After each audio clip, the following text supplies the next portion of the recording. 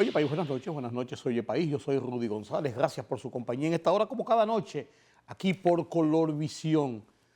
Conversamos sobre los temas noticiosos de interés nacional e internacional. Qué bueno que me acompañan.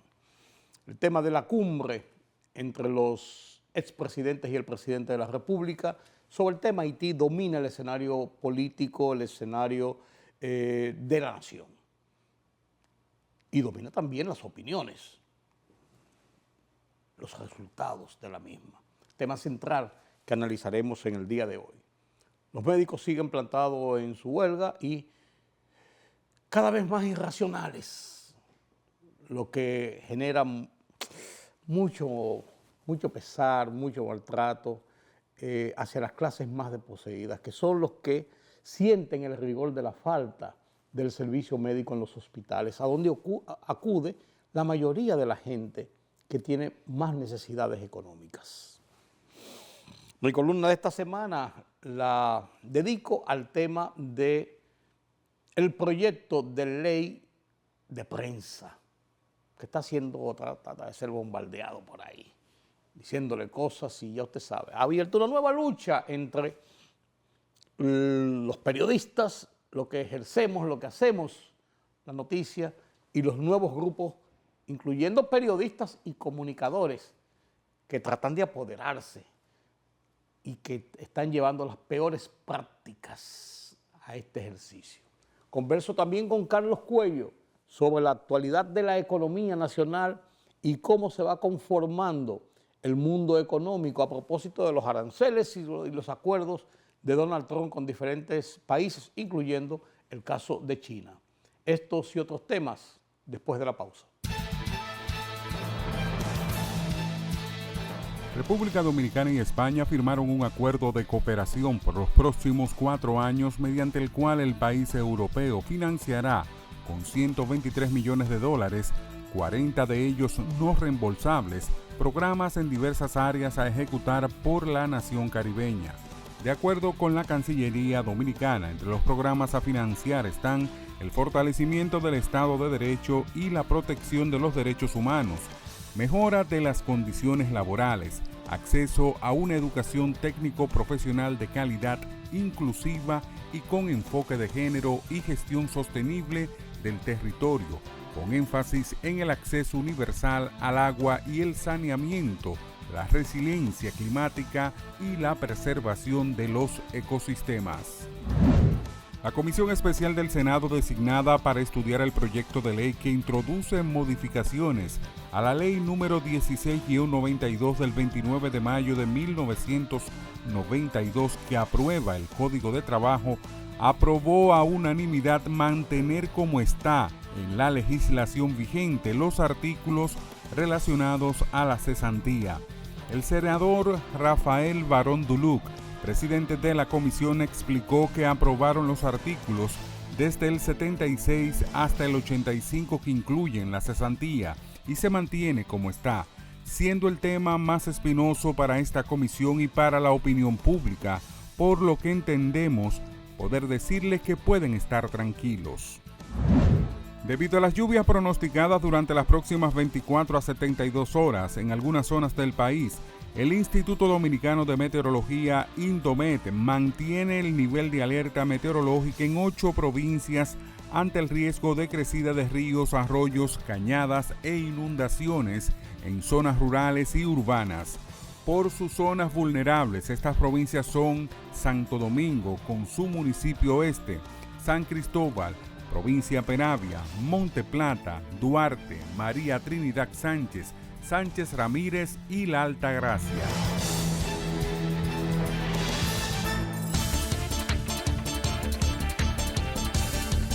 El presidente de Turquía, Recep Tayyip Erdogan, recibió a su homólogo ucraniano Volodymyr Zelensky en el Palacio Presidencial en Ankara, en un encuentro cerrado a la prensa, a la espera de más detalles sobre una posible reunión entre delegaciones de Ucrania y Rusia en Estambul.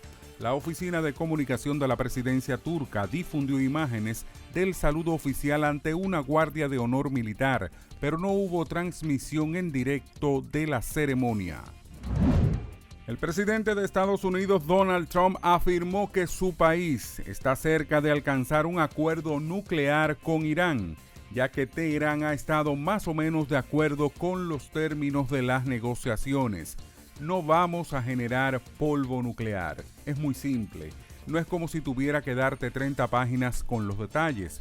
Solo tiene un sentido. No pueden tener un arma nuclear, declaró el mandatario durante un evento empresarial en Qatar en medio de su gira por Oriente Medio.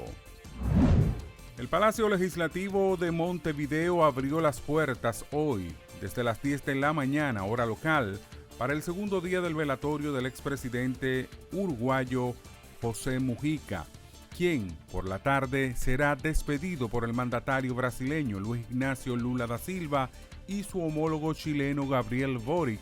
Las ceremonias para despedir al exmandatario fallecido este martes a los 89 años comenzaron este miércoles por la mañana en la capital uruguaya y se extendieron hasta altas horas de la noche.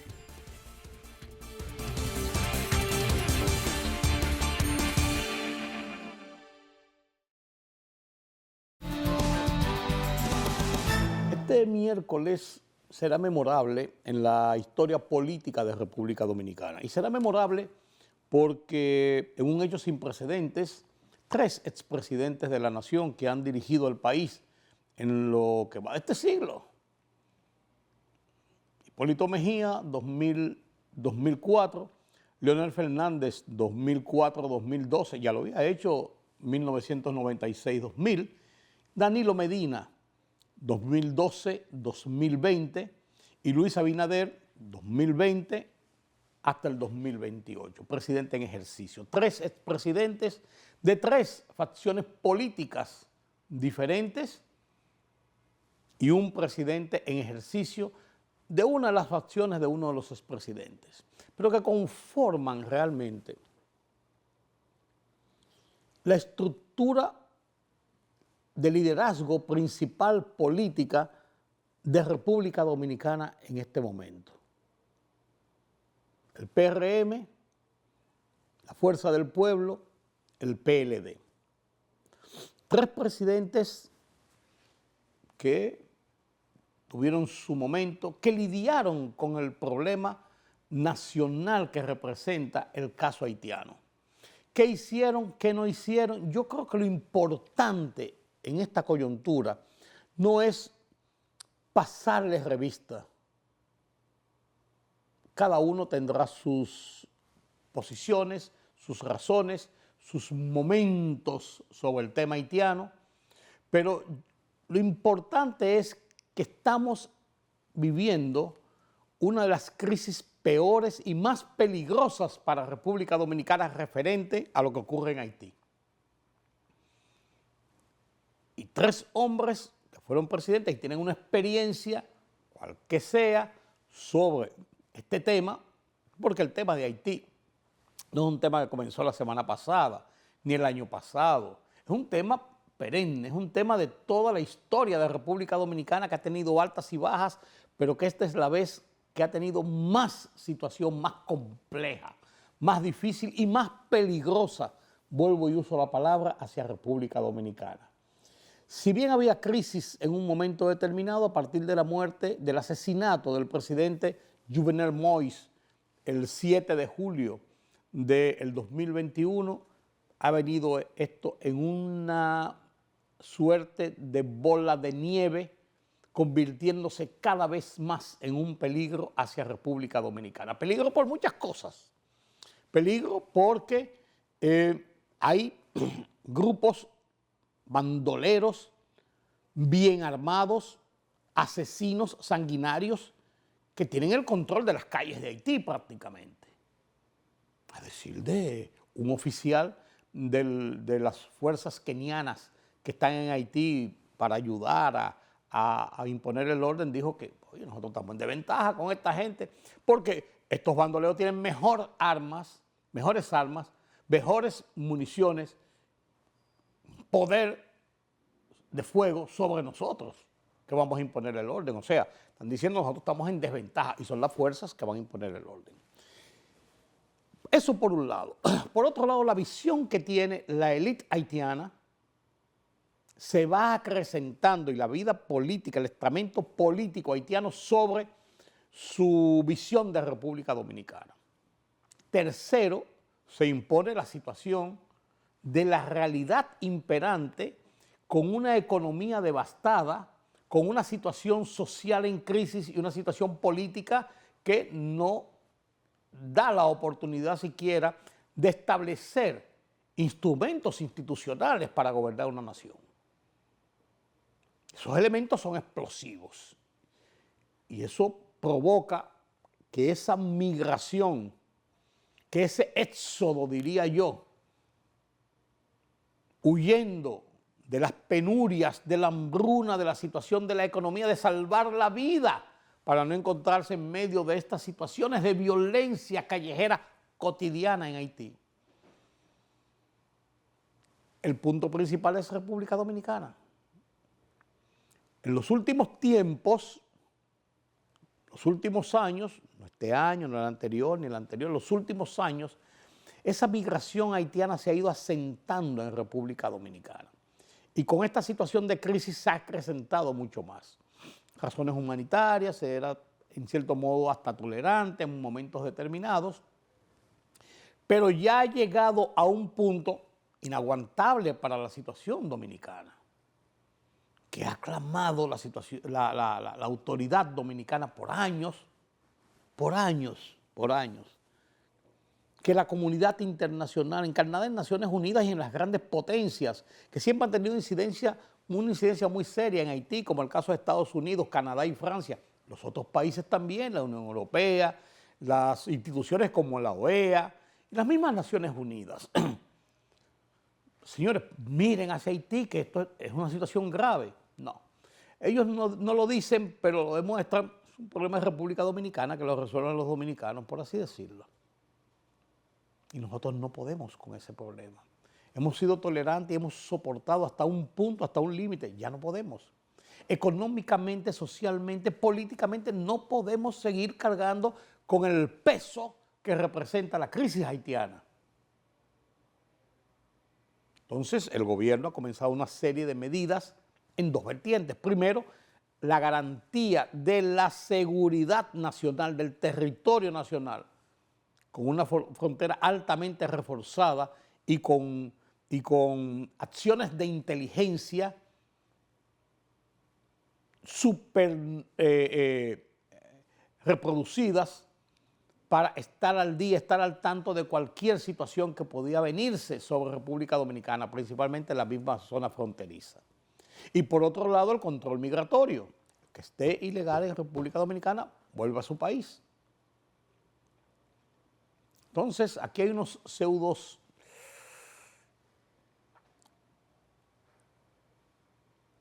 garantistas, estoy buscando las palabras para que nadie se sienta herido, defensores de los derechos humanos, que abogan porque a los haitianos no. Lo que hay que hacer es mejor darle documentación en que se queden aquí. Vamos a suspender eso de las deportaciones. Vamos a darle nacionalidad dominicana. No importando lo que ello conlleve para nuestra estabilidad económica, política y social. Ese populismo, falso populismo de políticos, de empresarios, de periodistas, de profesionales, de comunicadores, la gran plaga de comunicadores y influencers, opinadores en las redes sociales, escribidores, como yo les digo, en las redes sociales, se oponen a todas las políticas oficiales en ese sentido, por ese falso populismo. Pues en torno a todos estos acontecimientos y las informaciones de inteligencia que posee el Estado Dominicano, el gobierno, en la persona primaria del presidente de la República, tanto de informaciones de inteligencia nacional como internacional, desde el propio Haití y de otros lugares, ha entendido que hay un estado de gravedad que se cierne sobre la seguridad dominicana y ha apelado a compartir esa situación de gravedad, de advertencia con la clase política del país, en primer orden, la clase política en la cúspide, en la cumbre, y ha convocado este diálogo con los 3 expresidentes que tenemos en el país y que representan las 3 principales facciones políticas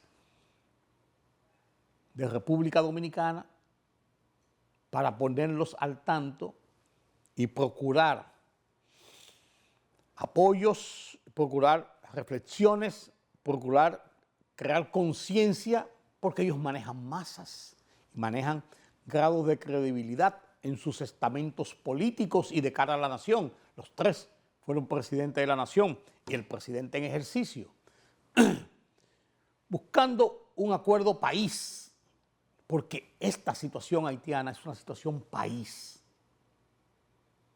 Y se reunieron este miércoles, después de decir, no, que aquí, que allí no, que a tal hora, que vamos a ver qué es lo que vamos a decir. Y de esto salió un nivel de comprensión de lo que está ocurriendo que incluso nos llama a la generalidad de la gente que ha seguido con interés y paso a paso esta situación y lo ve con una visión objetiva, más que subjetiva y populista, como no pocos lo hacen, nos da a entender de que la situación es seria. De esta reunión en el Ministerio de las Fuerzas Armadas salió este comunicado, un comunicado que está en su lectura completa. Se da cuenta uno y se establece que fue acogido en todas sus partes por los 3 expresidentes y por el presidente, porque habla a nombre de ellos. Y para ratificar que habla a nombre de ellos, saliendo de la reunión en el mismo ministerio, tenía a su lado el vocero de la presidencia, Homero Figueroa, tenía a su lado al vocero del presidente Luis Abinader, jefe de prensa del presidente Luis Abinader, Daniel García Archibar, al jefe de prensa del PLD, Héctor Olivo, y al jefe de prensa de la Fuerza del Pueblo, Omar Liriano. Ellos con sus asistentes. Eso representaba, indicaba que ese comunicado que se estaba leyendo obedecía a lo discutido, a lo hablado, a lo conversado y a lo entendido en esa reunión de jefes de Estado. Oigamos ese comunicado, lo dice todo. En un hecho histórico sin precedentes en la vida democrática de la República Dominicana, los expresidentes Leonel Fernández, Hipólito Mejía y Danilo Medina se reunieron hoy por invitación del presidente constitucional de la República, Luis Abinader, para abordar de manera franca, patriótica y unitaria la crisis que afecta a la vecina República de Haití y su impacto en la seguridad y en la economía. La reunión tuvo una duración de 2 horas en la que el presidente Abinader, junto a los funcionarios designados, el ministro de Relaciones Exteriores, Roberto Álvarez, el ministro de Defensa, Teniente General Onofre Fernández, el comandante general del Ejército, Mayor General Jorge Camino, el director del DNI, Luis Soto, y el director general de Migración, Vicealmirante Lee Ballester. Realizaron una presentación detallada sobre la situación internacional actual, la realidad de la frontera, los desafíos de seguridad y la dinámica migratoria. Además, estuvo presente el embajador dominicano ante la República de Haití, Farouk Miguel. Después de la presentación, el presidente Abinader sostuvo un encuentro privado con los 3 expresidentes en el que se compartieron valoraciones estratégicas y se reafirmó la voluntad de construir una postura común frente a la gravedad de la crisis haitiana y sus implicaciones para la República Dominicana. Como resultado de este diálogo, se acordó lo siguiente: 1. Conformar espacios de trabajo conjunto y bilaterales para la definición de una política nacional sobre Haití. 2.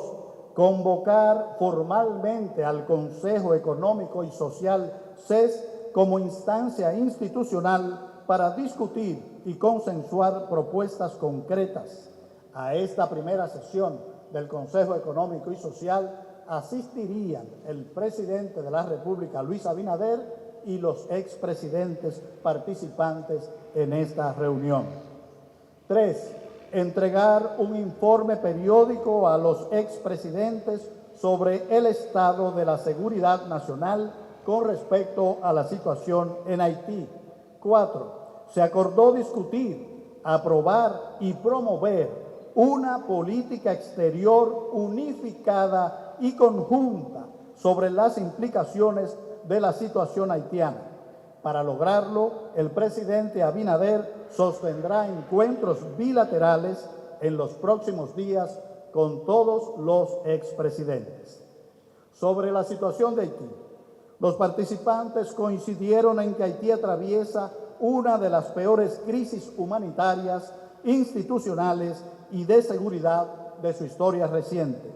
La ausencia de un gobierno funcional, el control territorial de bandas armadas y la incapacidad del Estado haitiano para garantizar derechos básicos a su población generan una situación de inestabilidad que amenaza no solo a la población haitiana, sino a toda la región y sobre todo a la República Dominicana. Sobre la política exterior dominicana, se reconoció el esfuerzo sostenido del gobierno dominicano encabezado por el presidente Abinader para alertar a la comunidad internacional sobre la gravedad de esta crisis. Se valoraron positivamente las múltiples gestiones diplomáticas ante el Consejo de Seguridad de las Naciones Unidas, la OEA, CARICOM, Estados Unidos, Canadá y la Unión Europea, la comunidad internacional en general, así como el liderazgo que ha asumido la República Dominicana al exigir una respuesta urgente, coordinada y efectiva en respaldo a la misión multinacional de apoyo a la Policía Nacional de Haití, liderada por Kenia. Sobre las medidas en la frontera, los expresidentes conocieron los detalles de las acciones implementadas para reforzar el control fronterizo, incluyendo la construcción de la verja perimetral inteligente, el despliegue permanente de tropas especializadas y el uso de tecnología avanzada para la vigilancia y protección del territorio.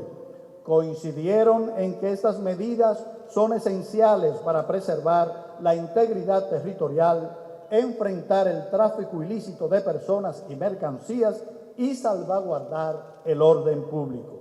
Asimismo, destacaron la importancia del desarrollo integral de las provincias fronterizas como parte de una estrategia nacional de seguridad y crecimiento. Se valoró el impulso a proyectos de infraestructura, educación, salud y empleo en la zona fronteriza como clave para reducir vulnerabilidades estructurales. Sobre la migración y el control de la ilegalidad, los participantes del diálogo reafirmaron la necesidad de aplicar la ley migratoria con firmeza y respeto a los derechos humanos. Respaldaron los operativos de repatriación de personas en situación migratoria irregular realizados bajo los marcos legales nacionales e internacionales. Se insistió en que la República Dominicana no puede cargar sola con las consecuencias de la crisis haitiana y que la solución duradera a este drama solo puede lograrse en el propio territorio haitiano con el apoyo decidido de la comunidad internacional. Se reafirmó que no hay ni habrá solución dominicana a la crisis haitiana. Compromiso con la unidad nacional. Este encuentro constituye un hito en la historia democrática reciente del país. Representa un acto de madurez política y un mensaje claro de unidad frente a un desafío que interpela a toda la nación. El presidente Abinader y los expresidentes hacen un llamado a la sociedad dominicana a mantener la cohesión, a respaldar a las instituciones democráticas encargadas de la defensa del territorio y a actuar con responsabilidad, firmeza y visión de futuro. La historia registrará este momento como una señal de que por encima de las diferencias prevalecen siempre el amor por la patria y la voluntad compartida de proteger la soberanía, la estabilidad y la democracia de la República Dominicana. Como ustedes podrán ver, no cabe dudas, tenemos un problema.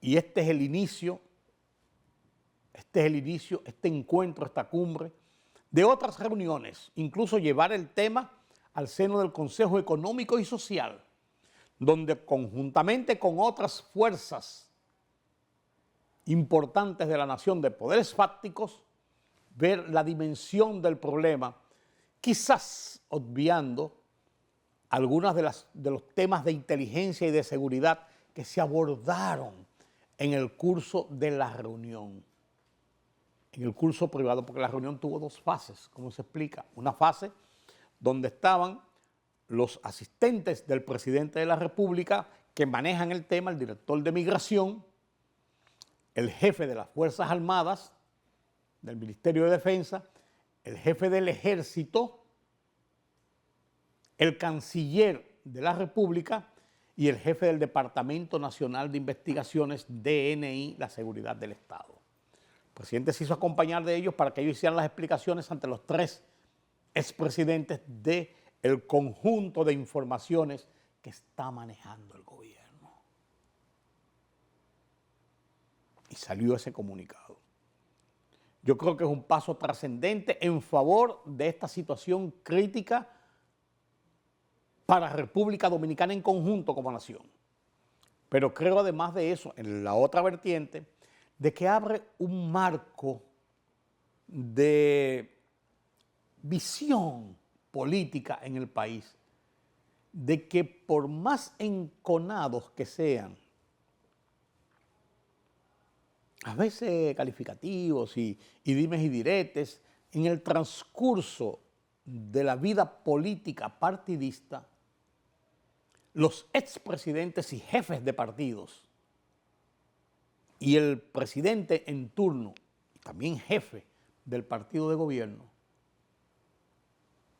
no tienen mayores inquinas, mayores divergencias que lo lleve a un plano personal y no les permita sentarse frente a frente, vis a vis, para discutir los temas nacionales.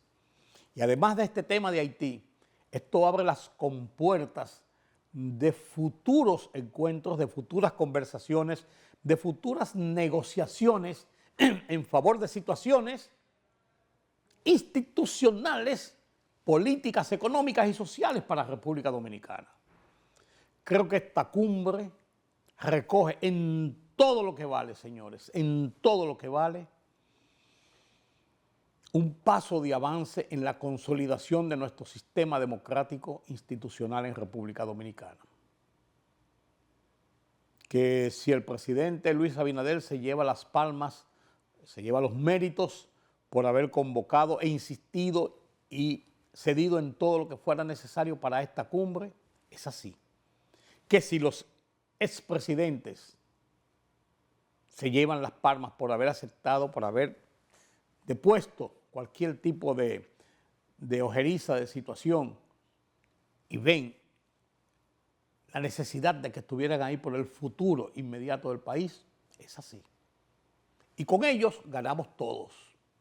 Hay gente que está haciendo bembitas, porque no quiere nunca que haya acuerdos, que haya conciliación, que haya una vida normal en que se puedan discutir los temas en favor de la sociedad. Hay gente que prefiere la anarquía, que prefieren que aquí haya una disputa y un problema todos los días, que seamos enemiguitos todos. Hay gente así. Siempre los va a haber en todos los estamentos de la vida social. En el orden político, en el orden profesional, en el orden empresarial, en los medios de comunicación.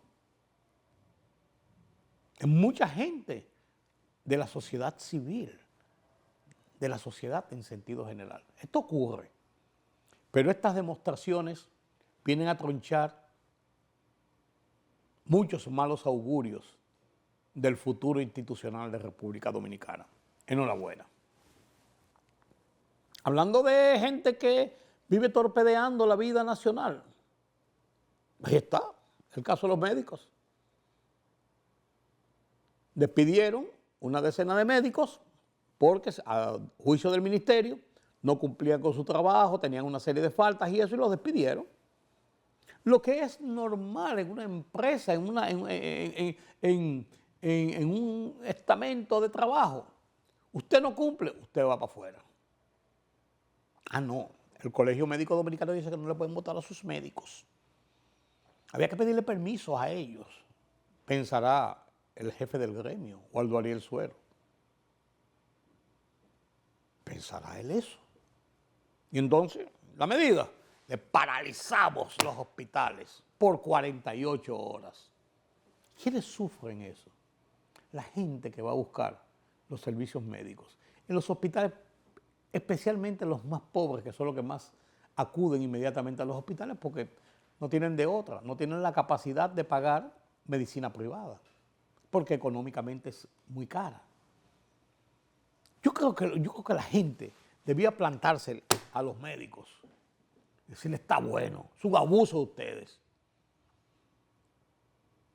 Lo peor es que el ministerio tiene que pagarle los 2 días que estuvieron en huelga. Si usted no va a un trabajo porque no le da la gana de ir al trabajo, le descuentan el día. Como tiene que ser. Tienen 4 horas de trabajo, de jornada de trabajo de 8 a 12 y la mayoría no va o se pasa pasillando si va y está 1 hora o 2 horas y se van para su consulta privada porque ahí cobran directamente, pues siguen cobrando el cheque del gobierno. Por demás, a nadie se le obliga a ser empleado del gobierno ni de ningún sitio. Usted eligió, sí, yo voy a aceptar esa plaza, ya nada, vuelto loco a estar buscando una plaza, yo voy a aceptar esa plaza y voy a trabajar y voy a cumplir esto y esto y estos reglamentos. Usted no lo cumple, usted va para afuera. Si a usted no le gusta como lo están tratando, usted renuncia. Ah, no, pero es una obligación del gobierno tenerlos ahí y aguantarle lo que le dé la gana. ¿A dónde vamos a llegar? ¿A dónde vamos a llegar? No puede ser así, señores. Definitivamente no puede ser así. Yo creo que es un momento ya de jalarle las orejas definitivamente a estos abusadores del gremio médico que someten a la población a la extorsión, al chantaje, a la presión de la huelga. Esta semana, en mi columna Oye País, en el Listín Diario, la dedico precisamente al tema de la ley de prensa que está circulando en el Senado.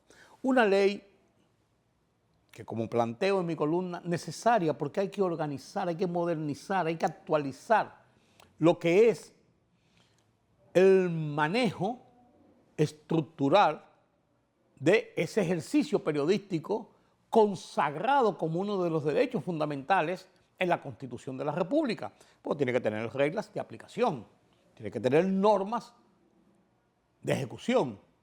Pero aquí, ese grupo que se ha dedicado a chantajear, a extorsionar, a vociferar, a decir todas las malas palabras incluso, y a dañar reputaciones porque le da la gana, hace lo que quiere y eso está en contra totalmente de que los regulen, de que los metan en cintura. Entonces le han puesto el calificativo de la prensa tradicional a los periódicos y a los medios que hacemos periodismo responsable, periodismo objetivo, periodismo informativo, periodismo crítico sin llegar al punto de la obscenidad, de la extorsión y de matar la honra. Mi columna esta semana la titulo Una lucha dura, pero sin pausa. La comparto con ustedes a continuación.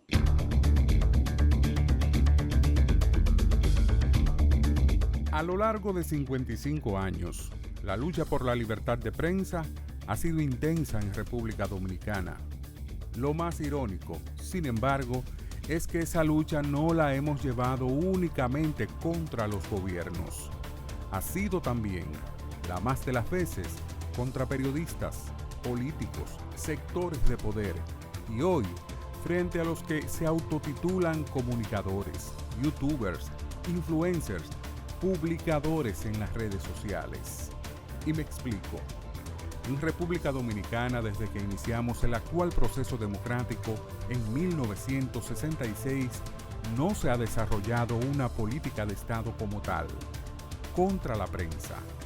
Sí ha habido gobiernos y lacayos que los aupan y aplauden en acciones contra el ejercicio periodístico, como ocurrió en 2003, con la grosera intervención de periódicos, estaciones de televisión y radio, que algunos de los promotores pensaron le servirían para un proyecto político de reelección.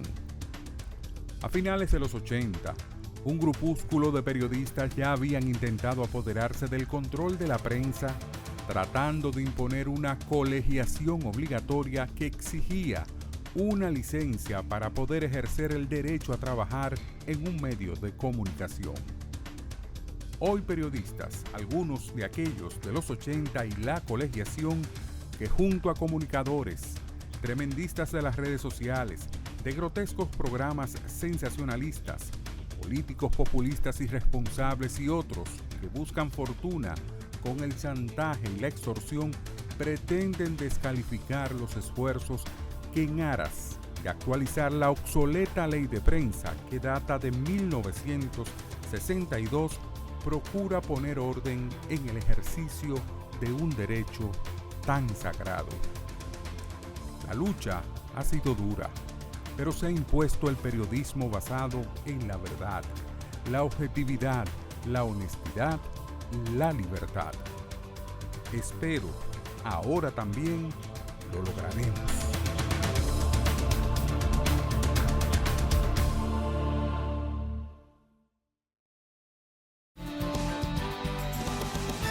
La presión de los aranceles de Donald Trump y del gobierno de los Estados Unidos ha bajado un poco las tensiones de las últimas semanas en el mundo y incluso parecen indicar que República Dominicana y otros países pudieran tener éxito, algún éxito relativo en la aplicación de aranceles como ha dispuesto la administración Trump. Pues mientras todo esto ocurre, en República Dominicana, ya a lo interno, tenemos dos ejes que nos han ayudado mucho. El precio del petróleo continúa estabilizándose hacia la baja y la tasa del dólar también buscando un nivel hacia la baja también. En el interín, vemos las cifras del Banco Central con nuestras exportaciones, con las remesas, con el turismo. Siempre será de atención estos movimientos. Lo pone en contexto don Carlos Cuello, como cada semana aquí en Oye País. Buenas noches, don Carlos. Buenas noches, don Rudy. Efectivamente, la economía global sigue girando en torno a la política arancelaria de Estados Unidos. Afortunadamente, lo que se esperaba, el impacto, parece que ha sido o será diferido, porque todavía no ha incidido en lo que es la inflación. De hecho, el último reporte de inflación de la economía norteamericana indica que sigue bajando, aunque muy lentamente, pero contrario a lo que se esperaba de que podía dispararse. Hay que destacar que los aranceles a China, si bien es cierto que se anunció que iban a ser de una escala insostenible, pero están congelados por 90 días. Sí. Y en ese proceso se sigue negociando, ¿no? Claro. Hasta ahora lo que ha habido es una presión de negociación, algo muy usual a lo que nos tiene acostumbrado el presidente Donald Trump. Pero luce que habrá un entendimiento por conveniencia mutua, como sucede en todo intercambio comercial, ¿no? Y de hecho es de las cosas que se han estado adelantando en estos días y que ha movido los mercados financieros al alza ligeramente, ¿no? Incluso el presidente Trump decía que la Reserva Federal debería ya proceder con la reducción de la tasa de interés de política monetaria porque la inflación, contrario a lo que, la verdad, contrario a lo que se esperaba, ha ido cediendo. Y sí. Pero es interesante porque lo que parecía una escalada muy rápido se ha detenido y tiende a acomodarse, por así decirlo, hacia la baja realmente. Claro. Y las presiones se notan mucho en los mercados, en las bolsas de valores. Sí. Ahí se nota mucho. Sobre todo. Y en los intercambios comerciales. Se decía la semana pasada, final de la semana pasada, que no había entrado un barco en la última semana de Oriente a las costas del Pacífico, específicamente a San Francisco, como diciendo, ya vamos a comenzar a notar la influencia de esto. Sin embargo, estos condicionamientos de negociar, de buscar acuerdos, son interesantes, Carlos. Claro. Pero de todos modos, en ese proceso tumultuoso, el país sigue recibiendo más divisas por concepto de remesas. De remesas. Uno de los renglones básicos una de las patas de la mesa de nuestra economía. Claro, claro. Fíjate que en el mes de abril, solamente en el mes de abril se recibieron 954.6 millones de dólares, ¿no? Con un incremento con respecto a abril del año pasado, de un 11%. Y si tomamos el periodo enero-abril, para los primeros cuatro meses, el 33% del año, ¿no? Ya las remesas suman unos 3.917.4 millones. Y el incremento para el cuatrimestre es de un 12.1%. O sea, siguen creciendo a dos dígitos, ¿no? Esto hay que destacar que el 82.7% procede de Estados Unidos.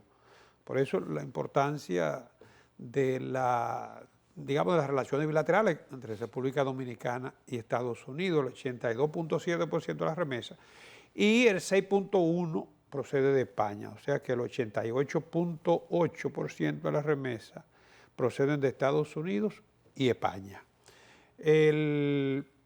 Para el periodo de enero-marzo, el país recibió también divisas, como tú bien destacabas, por concepto de turismo, que ya lo veíamos la semana pasada, 3.250 millones.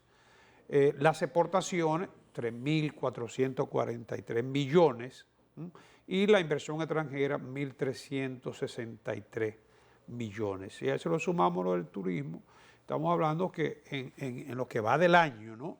El país ha recibido divisas que se entiende que son, digamos, el factor que ha estado incidiendo en la reducción del tipo de cambio.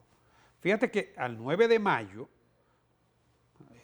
la cotización del dólar es 58.96, tasa promedio ponderada, sí, ¿no? Y en lo que va del año se ha apreciado en un 4%. Sí, son niveles interesantes para la proyección del 2025. Recuérdate que llegamos a tener tipo de cambio a la venta de 63 por 1. Sí. Y ahora 58.96, prácticamente 59, ¿no? Un 4% de apreciación en los primeros 4 meses, ¿no? El Banco Central estima, de hecho el gobernador lo ratificó en una reunión que tuvo con representantes de un banco de inversión, Morgan Stanley, esta semana, ¿no? Pero el Banco Central estima que con la divisa de las remesas que se proyectan por encima de los 10.000 millones, 10.500 y 11.000 millones, ¿no? El turismo, que se proyecta que tendrá aporte de divisas de 11.300 millones de dólares, la remesa, que ya la mencioné, las exportaciones, que se espera que podrían estar aportando unos 14.800 millones de dólares. Y la inversión. Y, exacto, la inversión extranjera directa, 4.700. El país estaría manejando divisas, recibiendo divisas por unos 45.600 millones de dólares. Fíjate que entre las remesas y el turismo están aportando prácticamente la mitad. La mitad. Y las remesas representan, bueno, ambas representan entre el 8 y el 10% del Producto Interno Bruto, con un efecto de arrastre, digamos, sí. Muy, muy amplio, ¿no? Incide en muchos hogares, como ya hemos dicho, y además el hecho mismo de que el promedio de las remesas esté entre los 200 y los 300 dólares, ¿no? Pues hace que llegue a muchos hogares. Claro, y que motorice en gran manera el comercio y la economía en sentido general. Claro. Lo que tenemos que ver es este tema en la economía, cómo compaginar la situación política y económica con el tema migratorio. Porque es un dolor de cabeza y una reversión del estatus actual o de hacia donde estábamos caminando no es una cosa de la noche a la mañana, no es una simple medida. Son procedimientos y operativos en sentido general a largo plazo, a más largo plazo. Así es, bueno, fíjate que llevó creo que es la primera cumbre de los últimos años, ¿no? De los ex jefes del presidente de la República, ¿no? Y es una preocupación porque es que son muchas las variables que inciden en lo que es una política migratoria. Fíjate, en Estados Unidos, una economía, un país de migrantes desde su inicio mismo, ¿no? Pero en Estados Unidos se estima que el aporte de los migrantes al Producto Interno Bruto de Estados Unidos podría ser la quinta o la sexta economía del mundo. Así es. Sí, así porque todo el mundo sabe, y sobre todo en algunas actividades de la economía, que los migrantes son los que tienen, digamos, la sartén por el mango, ¿no? En el caso nuestro, la verdad es que ha llegado a niveles muy elevados el número de migrantes por la situación del vecino país, todos sabemos, ¿no? Aquí hay variables históricas, políticas, otra índole que no vienen al caso, ¿no? Y todo esto, las económicas son las que más inciden. Bueno, la económica es la que nosotros, digamos, podemos medir y vamos a hacer referencia, no vamos a meter en camisa de 11 varas. Pero hay que destacar que hay de todo en esto, ¿no?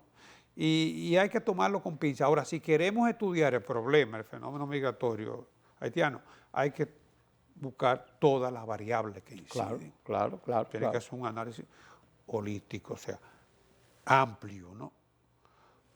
En el caso específico de la política migratoria, que el presidente, sin lugar a dudas, que eso eleva a cualquier presidente, le eleva la simpatía política, eso no hay lugar a duda, ¿no?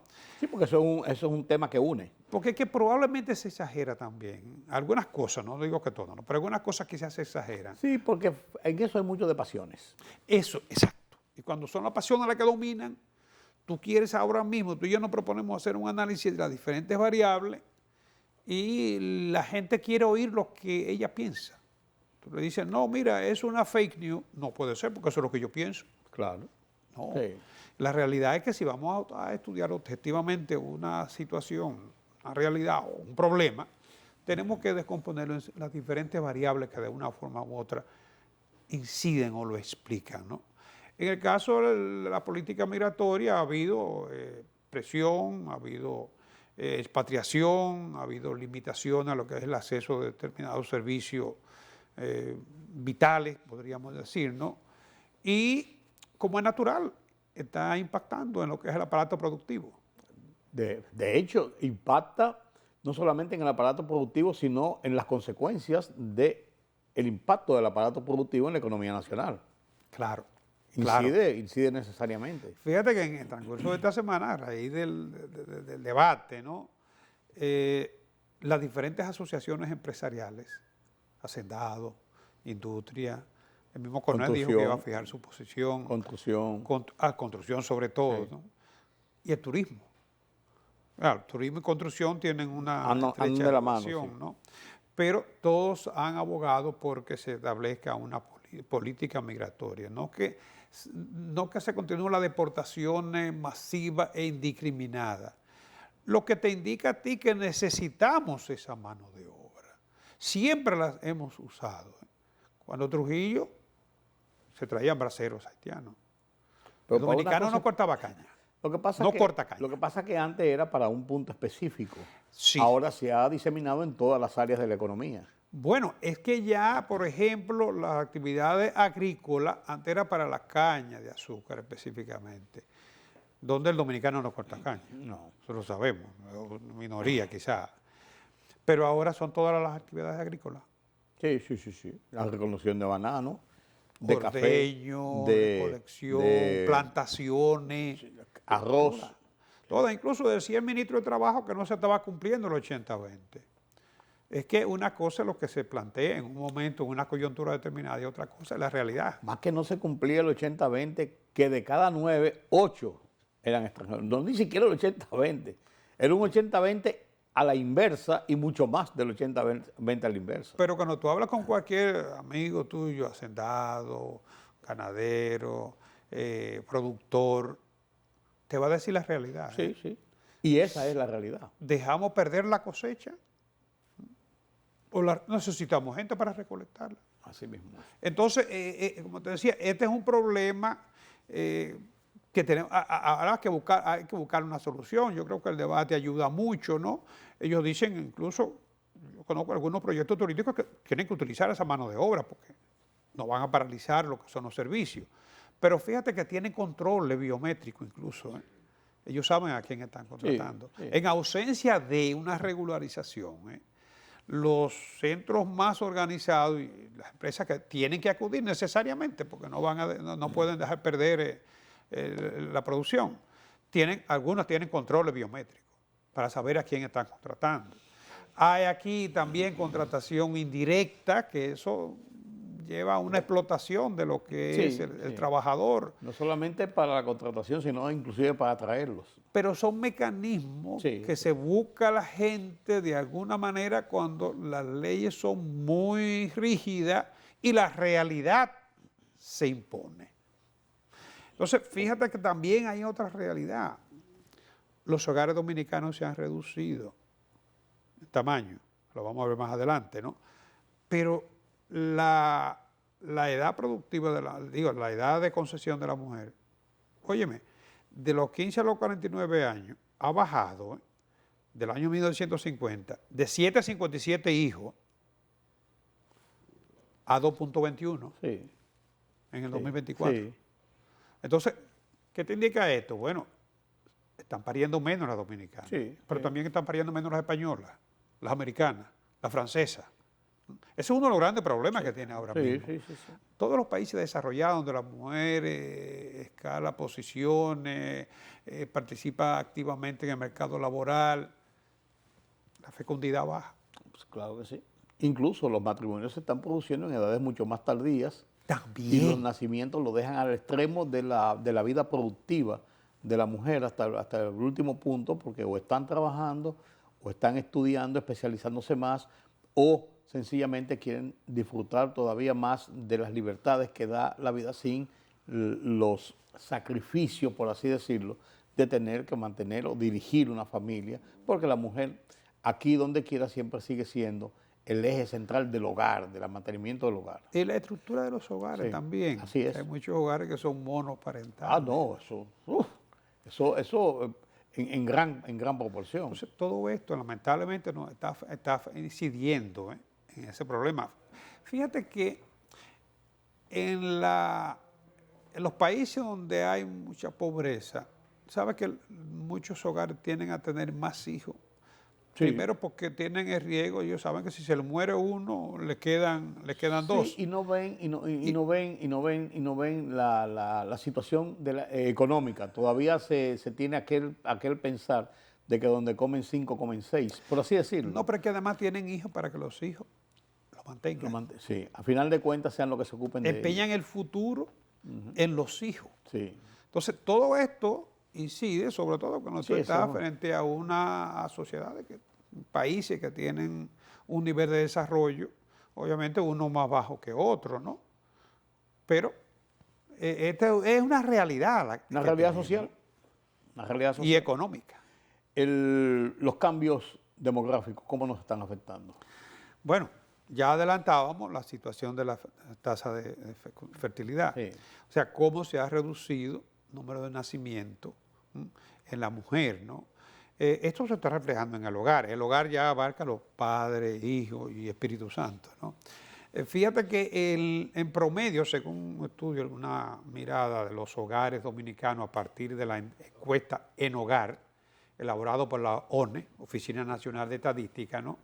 El promedio de miembros por vivienda en el año 2022, que fue el último censo, es de 3.5, 3,5 personas, ¿no? Por hogar. 3.5.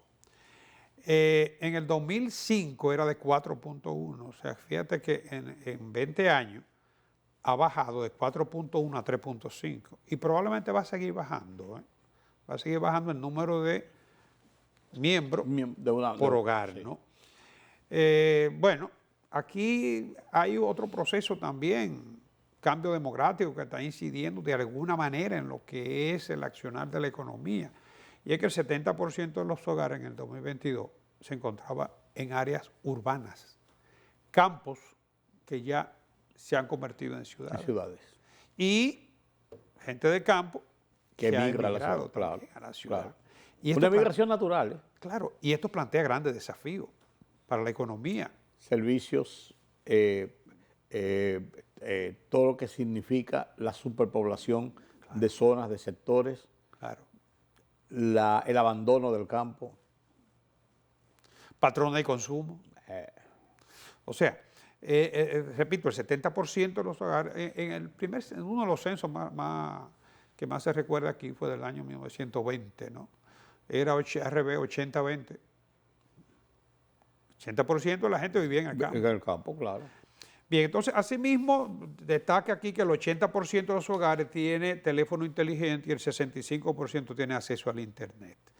El informe resalta que la combinación de todos estos factores, cambios estructurales que hemos mencionado, de alguna manera están incidiendo en lo que es el tipo de economía. Por ejemplo, la comunicación hoy en día tiene un espacio en lo que es digamos, el aparato productivo, ¿no? Bien. Pero, de todos modos, los cambios demográficos siempre hay que... Traen esos cambios en las estructuras y en los núcleos sociales. Claro. Siempre pasa. Claro, no son indiferentes a la economía, al contrario. Y nosotros no somos la excepción. Bueno, así es. Gracias, don Carlos, gracias a ustedes por acompañarme en este conversatorio sobre la economía, sobre la situación socioeconómica de nuestro país, en un análisis brillante, como cada semana, de Carlos Cuello. Gracias a ustedes por su compañía. Nos vemos mañana nueva vez aquí en Color Visión. Yo soy Rudy González. Pasen un feliz resto de esta noche.